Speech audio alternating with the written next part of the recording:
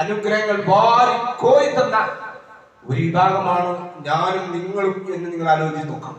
എത്ര സുന്ദരമായ അല്ലേ ഇന്റീരിയറുകളുടെ ഡിസൈനുകളും വളരെ ദീപാലങ്കൃതമായ വീടുകളും വളരെ മാർദ്ദവമായ സോഫകളിലും ബെഡുകളിലും കിടന്നിറങ്ങുകയാണ് നമ്മളും നമ്മുടെ മക്കളൊക്കെ.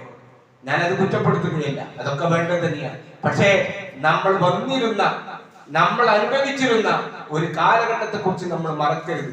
ഇത് നൽകിയവനാരാ? റബ്ബാണ്. ആ പടച്ചവനാണ്. ആ പടച്ചവന് കൂടുതൽ ശുക്ർ ചെയ്തുകൊണ്ടായിരിക്കണം നമുക്ക് ജീവിക്കേണ്ടത്. നിങ്ങൾ ആലോചിച്ച് നോക്കൂ, ഒരു നേരത്തെ പട്ടിണിക്ക് വേണ്ടി ചക്കമുറി കൊണ്ടുപോയി തിന്ന ആളുകളാണ് നമ്മൾ പല ആളുകളും. വിശപ്പടക്കാൻ വേണ്ടിയിട്ട് ഇന്ന് നമ്മൾ ആലോചിച്ച് നോക്കുക. ഇന്ന് നമുക്ക് നമ്മുടെ കുട്ടികൾക്ക് വെളുത്ത ചോറ് ഇന്ന് കുട്ടികൾക്ക് താല്പര്യമില്ല. വെളുത്ത ചോറ് നിങ്ങൾക്ക് മനസ്സിലായിട്ടുണ്ടാവും, കുട്ടികൾക്കൊക്കെ വലുതാണ്. അതിനപ്പുറമാണ് ഇന്ന് നമുക്ക് ബ്രോസ്റ്റും അതുപോലെ അൽഫാമും ബിരിയാണിയും മന്തിയും ഒക്കെ ഇന്ന് നമുക്ക് രുചി കുറഞ്ഞുകൊണ്ട് വരികയാണ്.